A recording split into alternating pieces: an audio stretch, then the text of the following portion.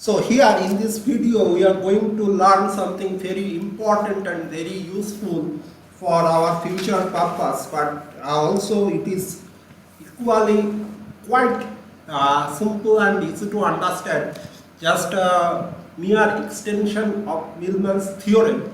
Anyway, come to the topic. Today we are going to learn the parallel operation of transformer. Here you can see there are two transformer, and as we know from our polarity video that this H1 H2 indicates high voltage side, so this indicates the high voltage side of the transformer, and these are the low voltage side.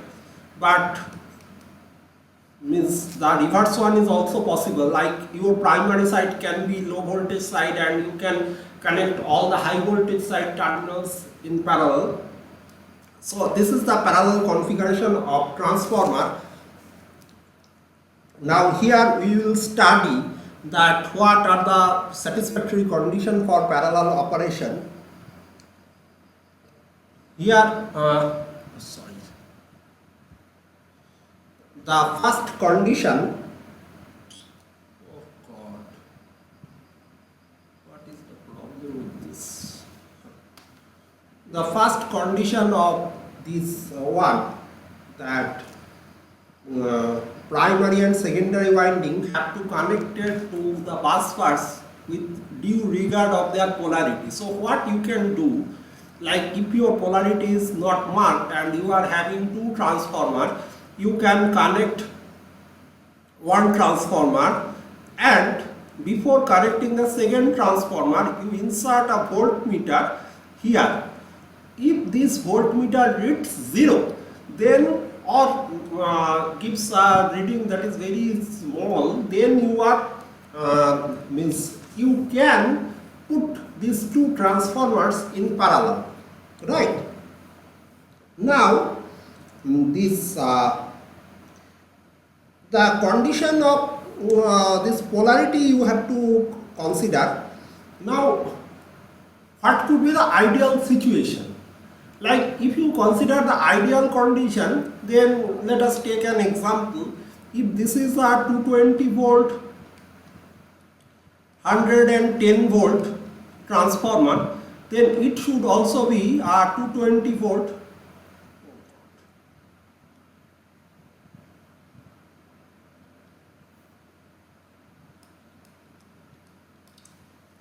100 volt transformer, because otherwise even if you keep considering the polarity and make sure that you are but if it is say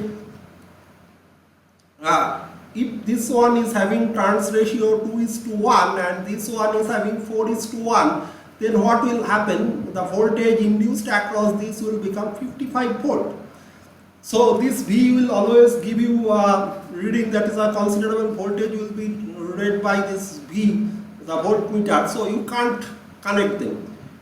So it should, in ideal condition it is 110 volt. Now think about a situation when you are going to connect some load across, this is our secondary bus bar or load side bus bar. So when you connect some load with that, identically, not identically, so in case of two identical transformer, the load should equally be shared by the participating transformer. Now suppose here you are means supplying 10 ampere, so 5 ampere current will flow through this and also 5 ampere current. Obviously when we will connect in parallel, we will remove this voltmeter, this will not be there any further. The voltmeter will be removed from the circuit and it will be X2 will be directly connected with this point. But in that case 5 ampere will flow through this one and 5 ampere will be flow through this one. Now see, when this 5 ampere and 5 ampere both will flow, another thing we have to consider, the regulation offered by the two transformer must be means even if it is not identical, that there should not be a tangible difference in the voltage or that regulation voltage between two transformers. Otherwise what would happen? Upon this application of this load of 5 ampere on this first transformer, suppose it voltage become 108 volt, but suppose it voltage become say 100 volt, then what would happen? There will be an 8 volt voltage difference, and that will cause a circulating current through your secondary of these two transformer, and that is very dangerous because the transformer windings are having a very small amount of resistance to oppose this current. So this is why we should consider all these things, and another thing that we must accept, that we can't get two identical transformers. Even if you try very hard, very precise design, if you apply, still there will be a slight difference between two transformers. So what is the objective of this study? That when we will have two transformers that satisfy the condition of parallel operation, and we will also study that what are the conditions, like just what I described, there is a gap of 8 volt. Now if this gap falls below, the voltage gap falls below during operating condition below 1 volt, can we put them in parallel? Then what is the safe voltage difference limit, what is the condition, how can we determine all these things, that we are going to study in this video. But before I continue with this study, let me tell you two more things. As we know that most of the cases we will consider only, this is our exact, not exact, rather approximate equivalent circuit. So we will consider approximate equivalent circuit.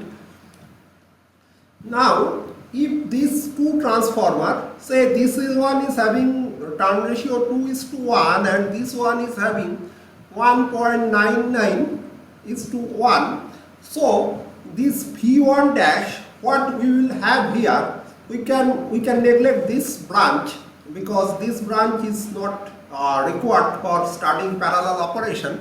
What we will have, we can reduce them, like JD1 is what? JD1 is the first transformer RE dash plus JXE dash, so, and JD2 is the RE2 dash and XE2 dash. So here we are having V1 by A1. So the example we are considering here, your V1 is 220 and A1 is 2, and here it is 220 and A2 is 1.99, and then you are having JD1 and JD2.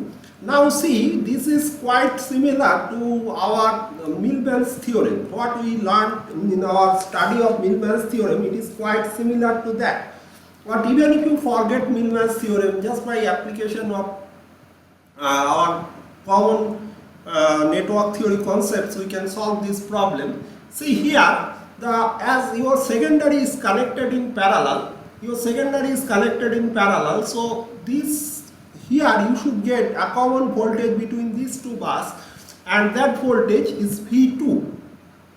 So what we can write, that V1 by A1 minus V2, if we apply KVL here across this loop, then V1 by A1 minus V2 is equal to I1 ZE1, where ZE1 is, what is ZE1? ZE1 is RE dash plus JXE dash, and similarly you can have V1 by A2 minus V2 is equal to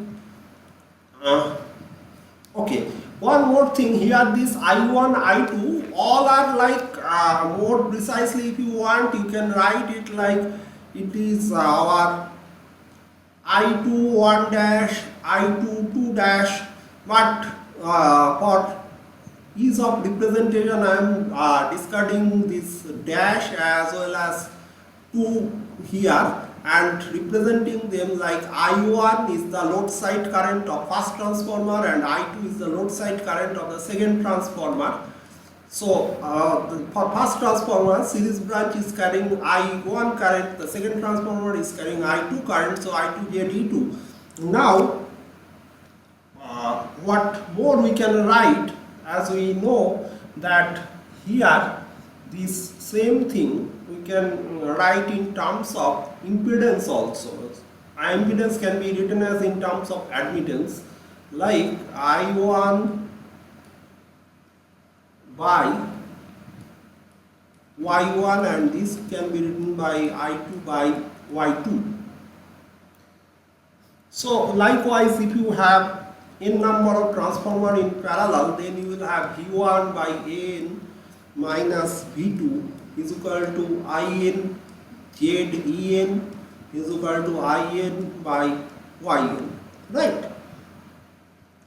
So another thing here is very interesting to note that the total load current, the total output current or the load current is what? I is equal to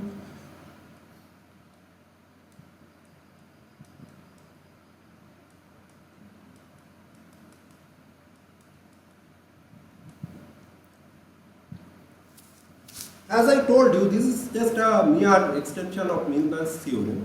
So here it is V1 by A1. Now this V1 by A1, what we can do, let me perform one simplification here before I write this current expression. This I1 is equal to what? V1 by A1 minus V2 into Y1, right?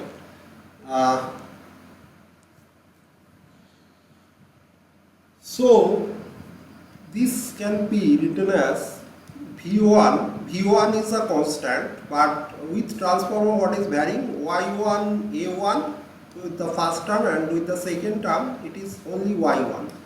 So when we are trying to write this, this line can be written as V1 Y1 A1 minus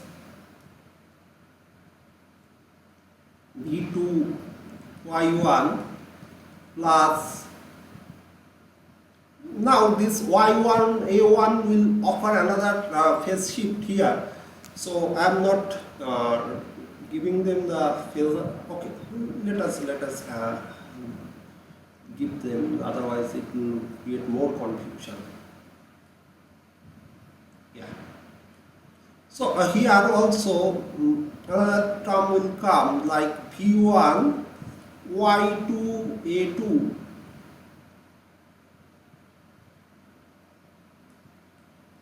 minus V2 Y2 and so on. Here it will be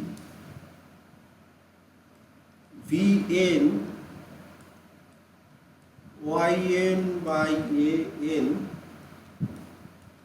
minus Vn, sorry, this is V1, this is V2 Yn, right?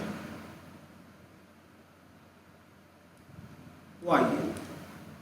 So from this, what we can write in a means compact manner, it can be written like V1 summation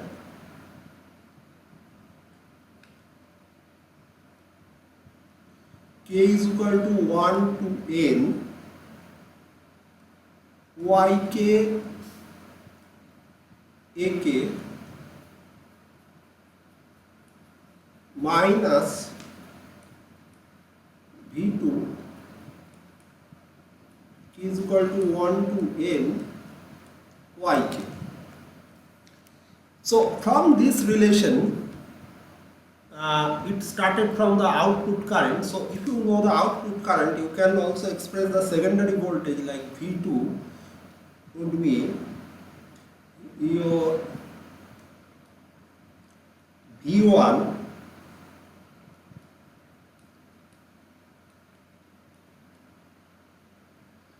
yk by ak. I am not writing the limit of the summation, otherwise it will look very cumbersome here. Minus 1 by yk. So this gives us an expression of V2. Now what we will do here, we will find out the value of individual current in terms of V2, right? So what is I1? I1 was very simple. It was V1 minus V1 by A minus 1 minus V2 by ZE1. This was our I1. Now, instead of this V2, let us put this V2 that we found in the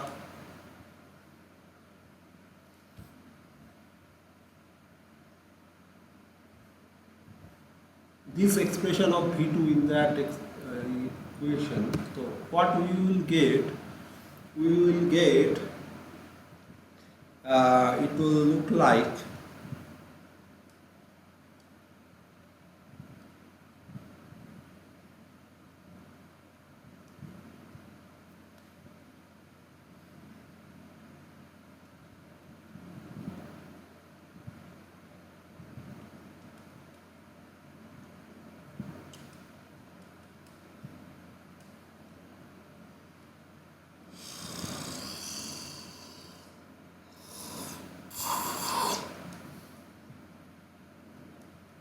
I plus.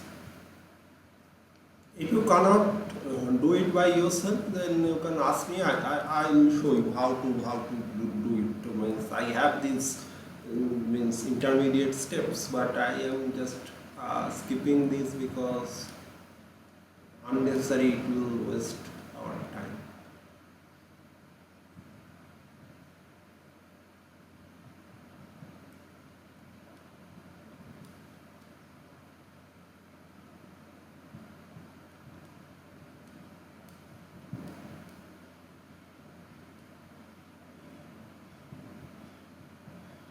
So the first term is yk by a1 and the second term is minus yk by ak, right? So this is very interesting one. Now see,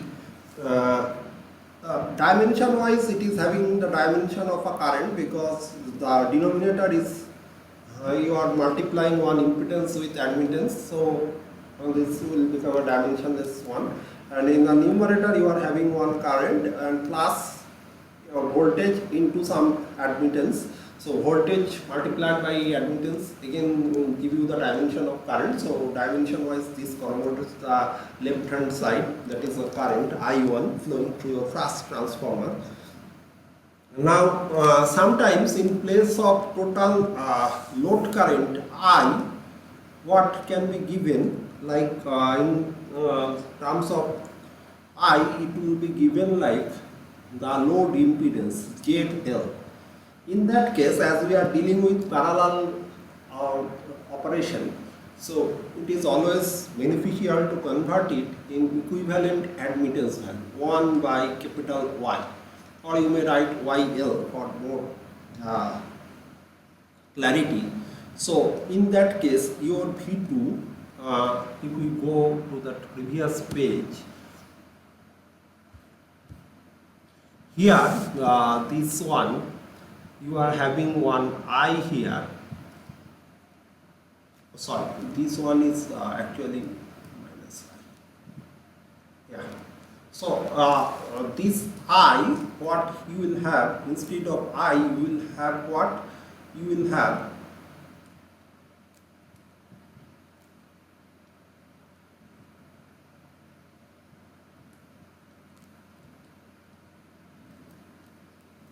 So one further simplification will result in that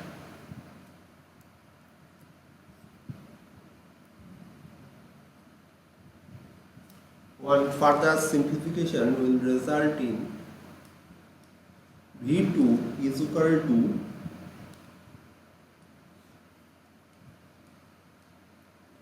V1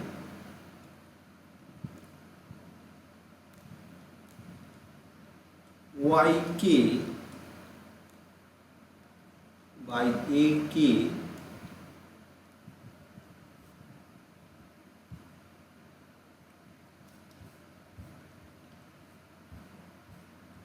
just this one, and we will take this one in the left side and then further we will do side transposition to write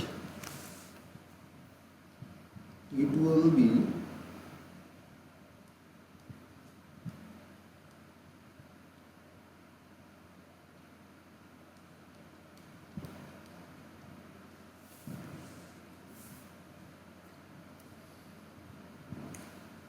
now accordingly when your V2 will be expressed in terms of impedance only, impedance or rather admittance, then what you will have? You can individual current can further be expressed like previously you have your I1 expressed in terms of V2. Now as V2 is replaced by some other value, your further simplification will result in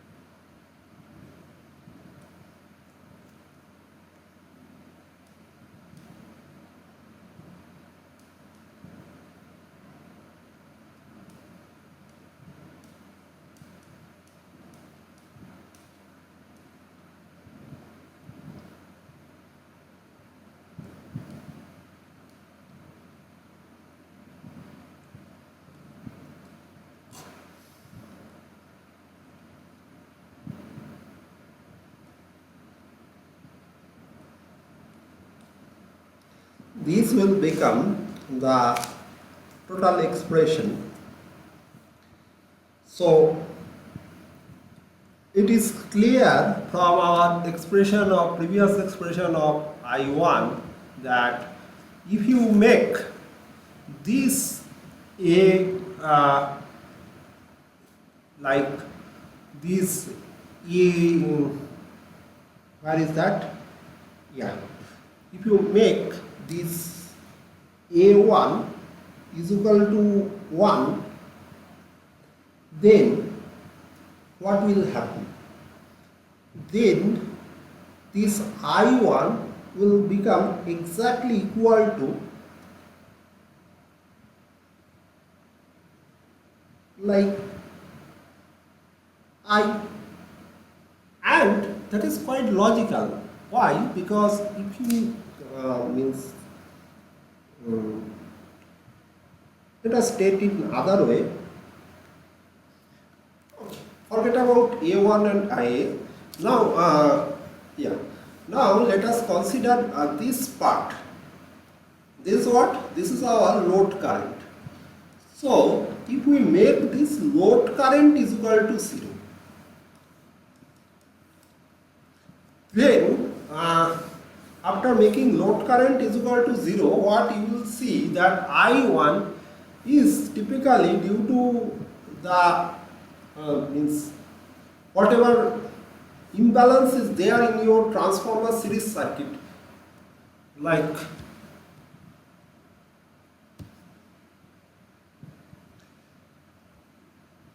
if your JD1 is not equal to JD2 and your or else A1 is not equal to A2, then what you will have? You will have a component of constant current I1, that is even the load current is 0, that circulating current will always be there. Again, I can explain this better with the case of two transformer, like the diagram from where we started our discussion. In that case, YK will be how much?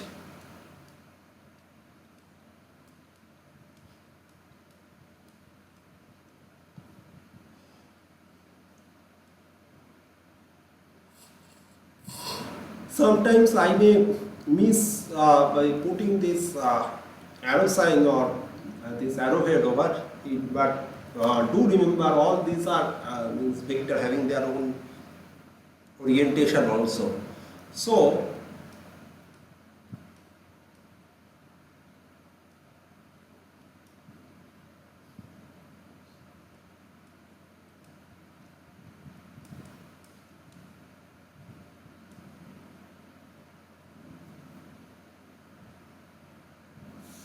right now, if you try to simplify this equation, what you will get, like all this simplification, if you want, I can give it to you. I am not showing that simplification.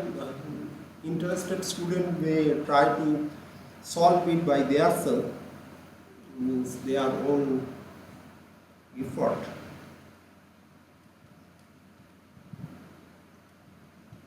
But I can explain that the origination of individual component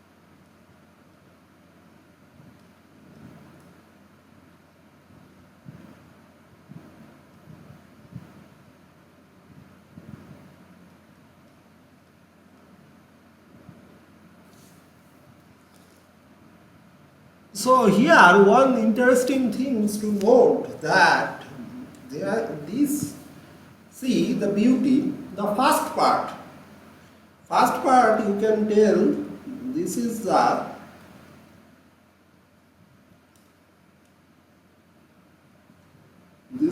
component of load current sharing.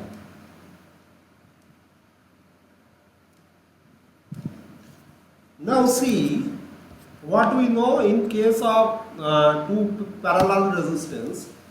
Suppose if you have two parallel resistance like this, forget about this their impedance. Think about a situation where you are having two parallel resistance.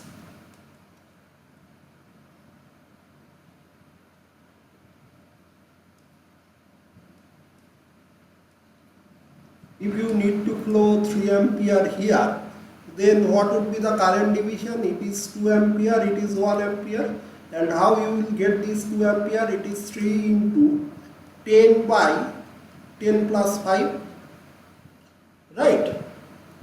So, and for 10 ohm, it will be 3 into 5 by 10 plus 5. So, similarly, here we can see that what we are having when we are talking about load current sharing, it is for I1, it is ZE2, the second impedance, second series impedance of the second transformer, by the total impedance of the two transformer, and here it is ZE1 divided by ZE1 plus ZE2, and this is exactly what we study. And this one, this is the one, it is not desirable, it is the amount of circulating current. If you check their polarity, you will see one is means outgoing and one is incoming. Like if you add these two, they will give you 0, right? So this is the circulating current and the other part is the load current. So it is quite clear that if we want to avoid this circulating current, what is need to be done is that this A1 and A2, if we make A1 is equal to A2, then this whole portion will vanish.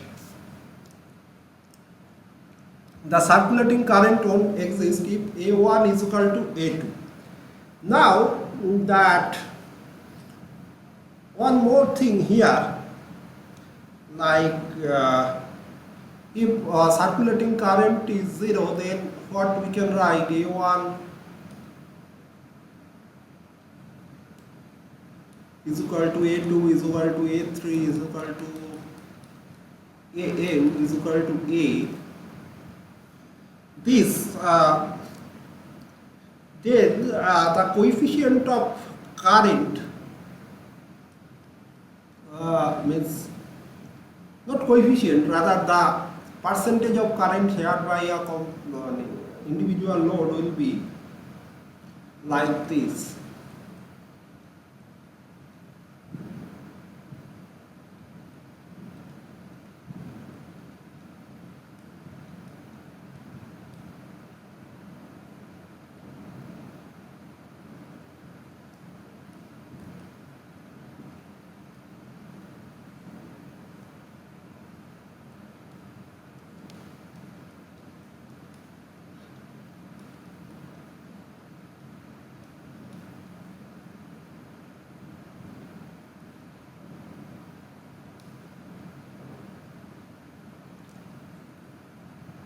And similarly IN will also become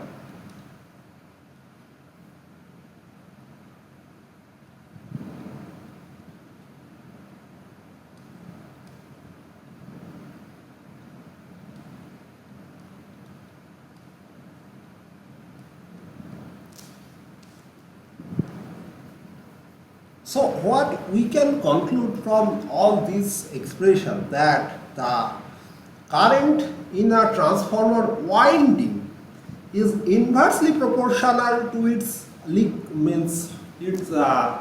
series impedance. That is this, what is this JD1, JD2, JDN? If we go to that previous page, then you will see that all these are the series impedance. So this, if this series impedance can be neglected, then what we will get? We will get all these things. Now here, that if the transformers are of same voltage rating and same transformation ratio are loaded proportional to their kVA rating. So what I am trying to say, same voltage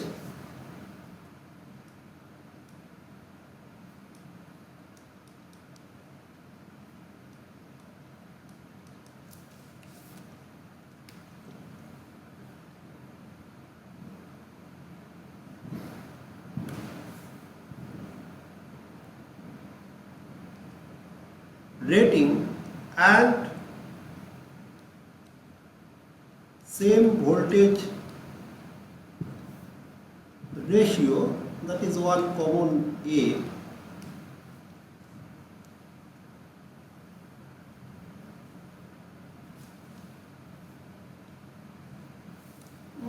not voltage ratio, here you get confused, better write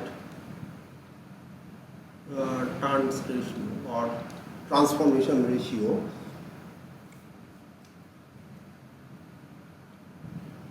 Then they have to be loaded, or they will get a load proportional to their kVA rating.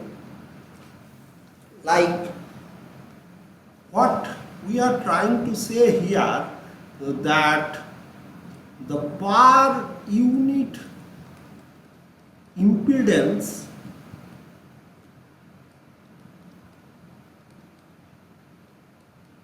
of the transformer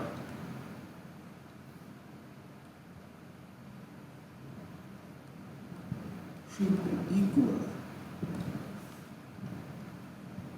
Not the actual impedance, but the per unit impedance. Per unit impedance of the transformer should be equal. In that case, what will happen? That I would like to share one more phasor diagram here. So what I was trying to say by that, that the transformer will share load proportional to their kVA rating. Is like, as you can see, the load sharing. If we discard the issue of circulating current by ensuring there is a same number of means the turns ratio of the transformer is same.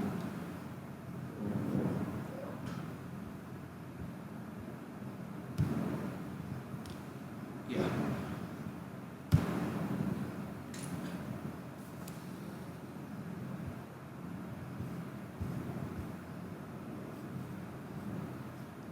Here's some problem in this page.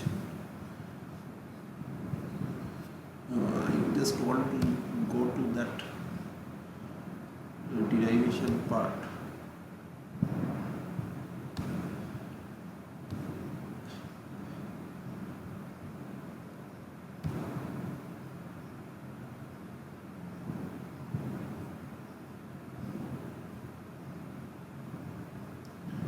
Not know, just a minute, just hold on. So I was having some issue and I couldn't find out the what I have written in page number 2 in this book. Here page number 3 is there, page number 1 is there, page number 2 is absent. Anyway, so what is my point is that if the transformer is having equal turns ratio, then P1 by A will appear across, means for both the transformer this drop will be identical and the drop will become, let us define that drop VE, and for this one also you will get a VE amount of drop across this transformer. So what we can write, V is equal to V1 by A minus V2, and then I is equal to the total current I1 plus I2. As you can recall that the circulating current flowing through the transformer will become 0 when we will make sure that both of them are having equal transformation ratio. So there will be only current flowing, means the transformer will sharing the load current component. Now here it is I1, that is V1 by JD1, and I2 is equal to VE by JD2. Now see what we'll have here. Both the transformer, one thing is very clear that both the transformer are having equal voltage ratio, otherwise this A will be different for these two transformer. But the kVA rating of the transformer can be different, and what we know that JD1 can be expressed like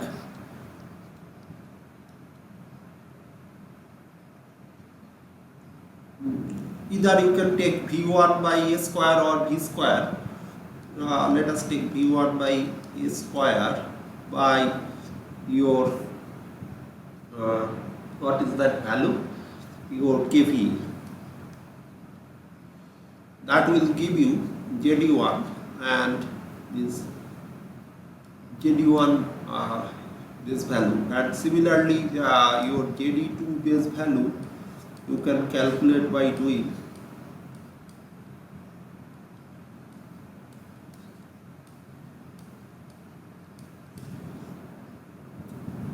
now here what we can see that the transformer will share the current proportional to their ratio, means that proportional to their kVA rating, because here you can see that JD1 is inversely proportional with kVA1. The basic idea is that if you increase the then therefore that transformer, this two transformer must have same per unit resistance.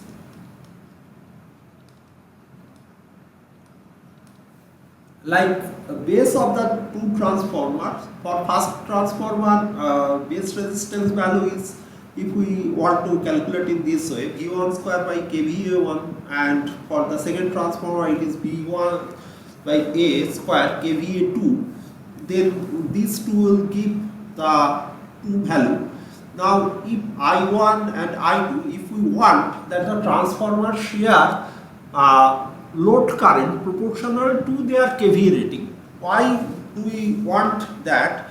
Because until unless the transformer share load current proportional to their kVA rating, there will be some imbalance in terms of kVA. What is kVA? kVA, you can understand intuitively, it is product of voltage and current. Now as we have already kept the voltage constant, current of the transformer will directly proportional to its kVA rating. So we can simply drop this voltage and consider that kVA is proportional to some constant into current.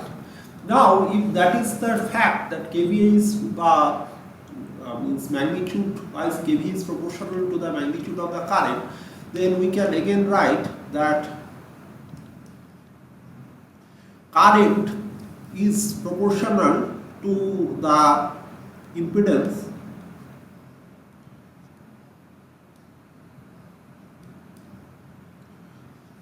So if that is the case, some other constant, say this is constant 1, this is constant 2 into impedance. So kVA is inversely proportional with the impedance. Now if we want that two transformer share load proportional to their kVA rating, then they must have the same per unit impedance.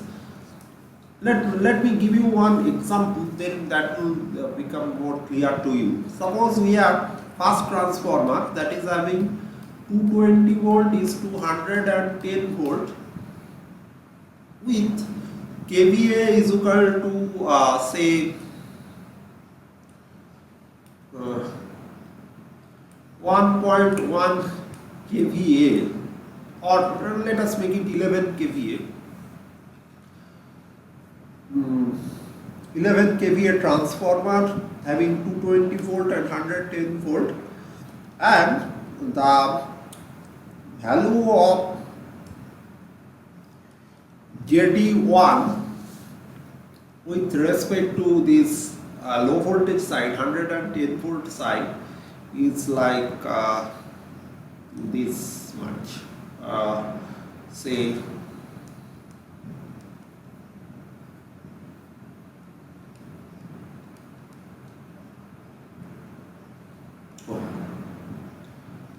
let us make it 1 plus J, right?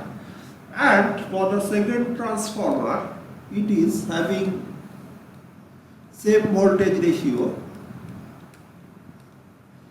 but it is kVA is say 5.5 kVA and ZE2 again it is with respect to the low voltage side is 2 plus 2J. Then for the first transformer, so here as you can see from the expression of current, if you connect these two transformers in parallel, then I1 will be whatever be your total current, that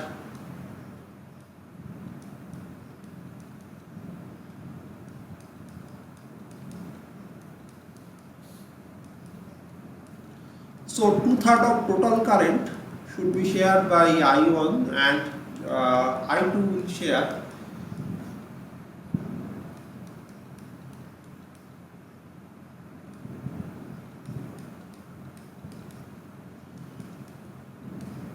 1/3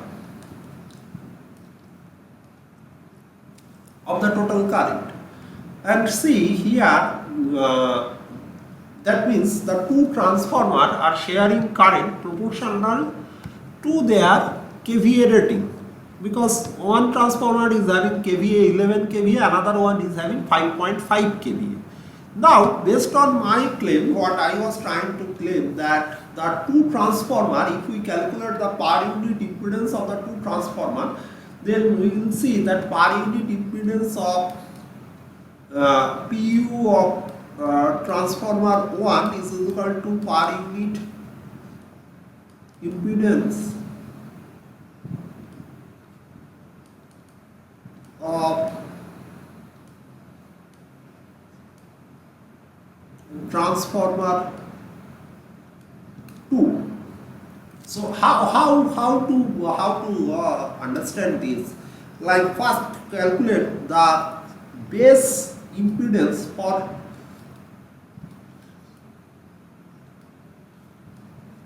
transformer 1, considering it voltage and kVA as base voltage and base kVA. Then what you will get, the base impedance for transformer 1 will be 110 square by 11. So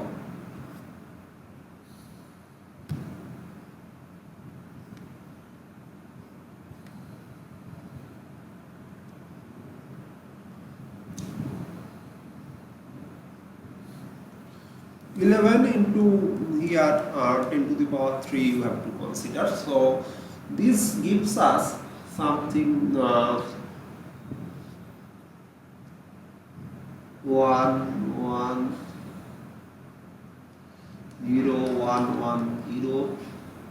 11 into 10 to the power 3, so 1.1, right? And similarly, if you consider base impedance for transformer 2, you will get, it is, what is the base voltage remains same, but base kVA becomes half, so 55 into 10 to the power 3, so it will become 2.2 ohm, right? So when you try to find out, so base impedance for the two transformers are different. Now when you try to find out the per unit value for transformer 1, then you will see per unit value of transformer 1 will be how much? 1 plus J1 divided by 1.1, some value you will get, and for per unit of transformer 2 will be 2 plus 2J by 2.2, you will get the same value. These two will give you same value for per unit resistance. So in a nutshell, what I want to conclude that, or I want to claim rather, not conclude, that if the two transformers are having equal per unit impedance,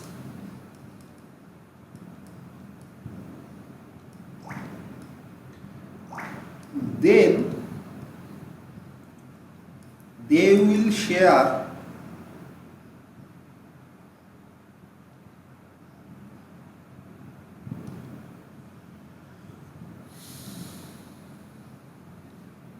current, or better to say load current, proportional to their kVA rating. Now you may ask me that why I am putting so much stress or so much means importance on this single fact that the two transformers should share their load proportional to their kVA rating, because when you will learn further on this transformer topic, you will come to know that transformer rating, that when we are talking about higher kVA rating of a transformer, it is designed so as to tolerate high voltage or high current. Now here you have kept your voltage constant for both the transformers. So obviously the transformer that is having higher kVA is equipped with the feature to carry higher amount of current, and it is having that ability to cool down, to ventilate and everything.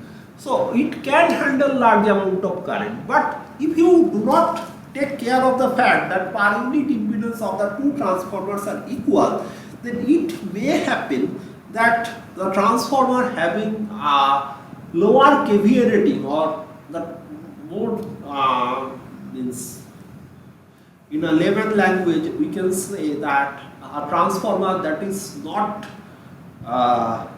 equipped with or not rugged to carry a high amount of current or large current will start sharing, or will start carrying the lion's share of the main current or the main load current, and that would cause a significant amount of stress on the transformer, and there will be uneven stress on the two transformer, and that is not at all good for your overall system. The transformer having lower per unit impedance and lower kVA rating will get damaged within a very short period of operation. So that is why while connecting two transformers for parallel operation, we must consider that per unit impedance of the two transformer must be same, and then only they will be able to share load current proportional to their kVA rating, right? Now there is another fact, and to explain it I would like to import one image.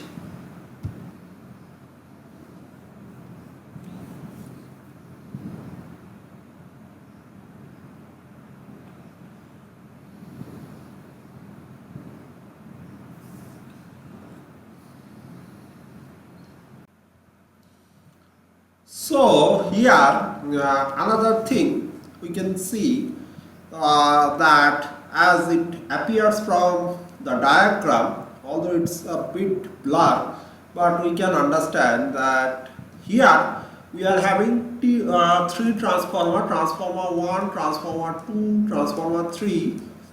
All the three are having equal amount of turns ratio A. Their primary side are connected with same supply, so their secondary side during means without loading, there are no load secondary voltage, as all the three are having equal turns ratio, will have V1 by A. However, upon connecting a load, when the voltage across load become V2 and current through the load become I, then they share different amount of current. And also what we can see here, the sharing of current is inversely proportional to their corresponding impedance value, or more precisely, both the transformer means not both, means all the transformers, all three of them are having equal per unit value of impedance. But what we can see that although equal per unit impedance, and not only means per unit impedance, but what is here we can observe that transformers are, yes, equal per unit impedance ensure that transformer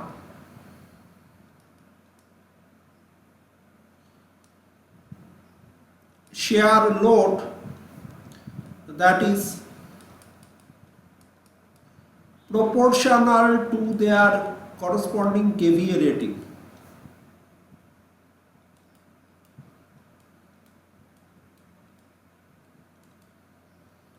Fine, means load current.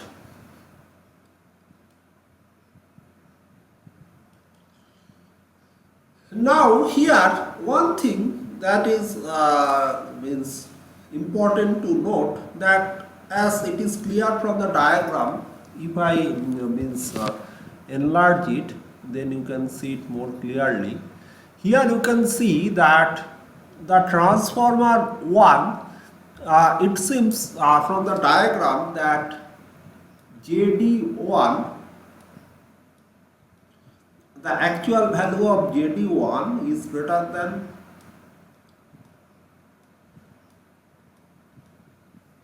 and also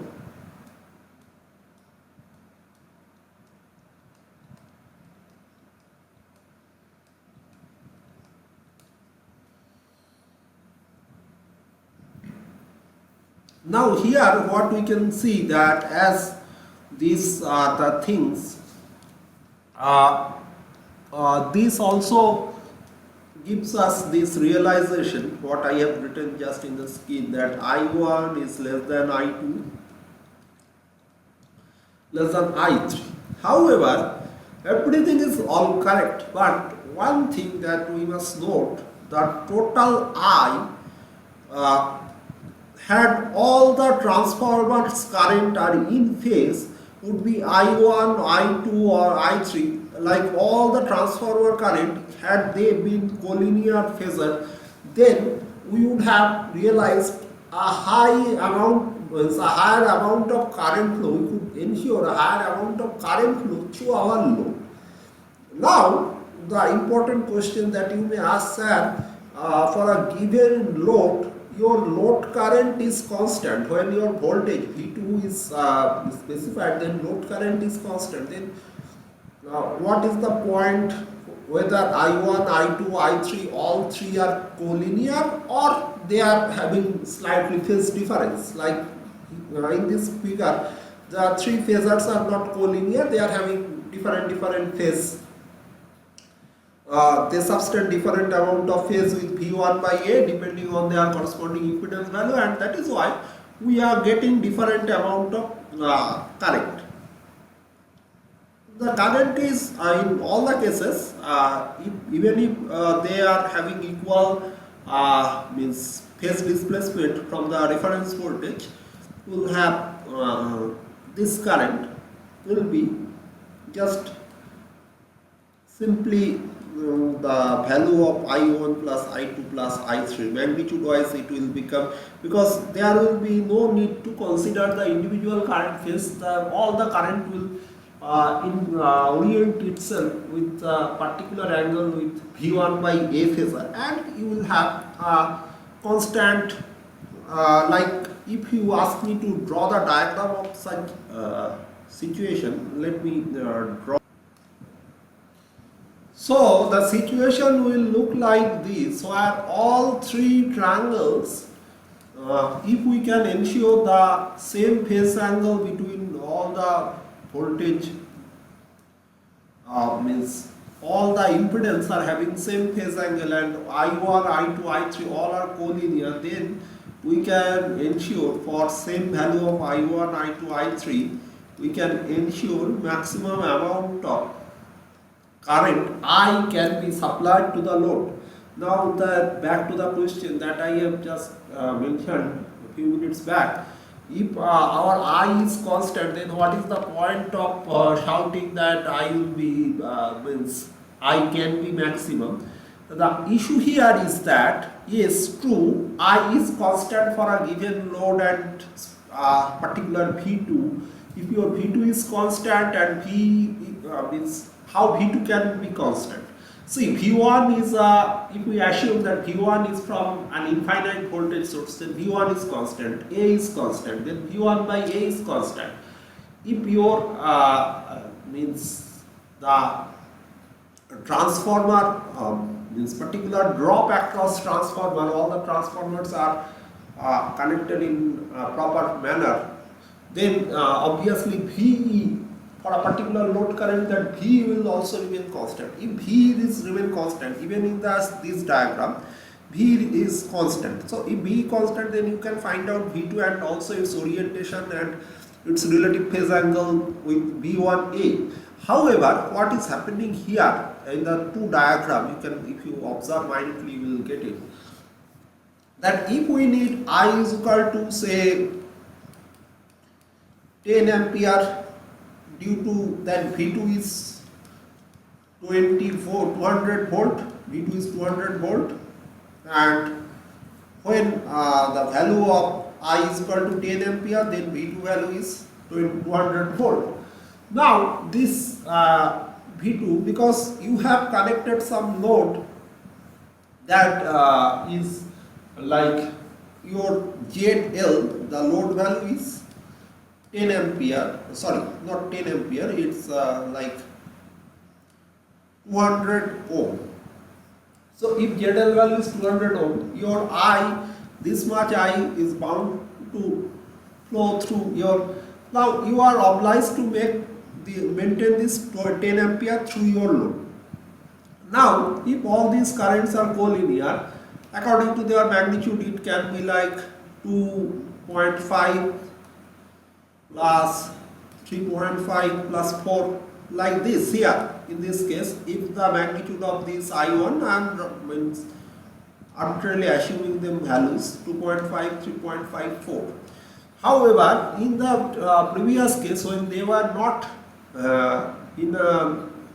they were having different orientation, then what we were observing, that their current values were like, we need more current to make sure that I is equal to 10 ampere. When the currents are not collinear, you may need here it is 3.25, then here it is, again I am assigning values arbitrarily, and here it may 6. So as they are not collinear, you need all these, not 6, say 5. So here the total,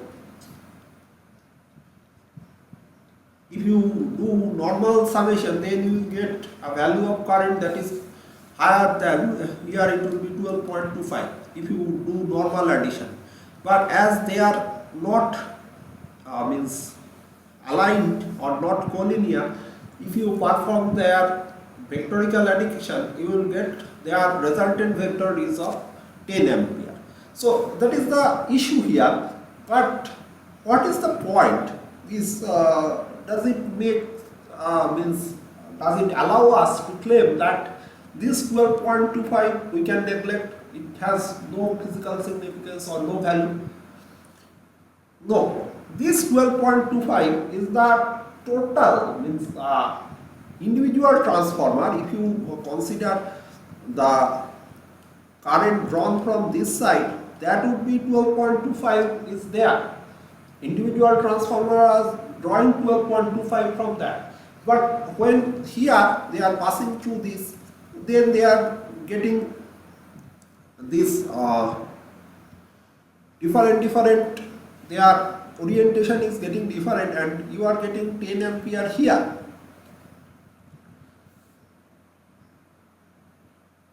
Now the point is that although here also, if you do that means resultant is 10 ampere, still 10, but the current will be this much high, 12.25. So this additional 2.25 ampere, just because the currents are not collinear, will be drawn from your source, and that will cause excess amount of copper loss in your connecting wires and conducting wires.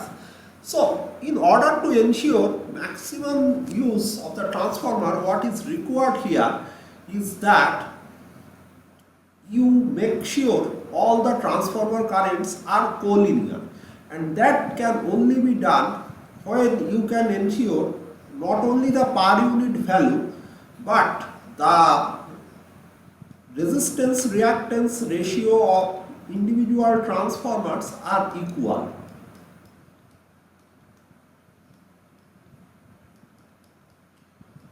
If if this is the case, then what will happen? All the transformers will means give you identical amount of shift, because all of them are having different not three different impedance angle, but all of them, although their impedance value, magnitude of impedance is different, but impedance angle for all the three transformers are same, and therefore current that is flowing through them will be collinear, and that is why when you will consider their load current, you will get the maximum value of current flowing through them.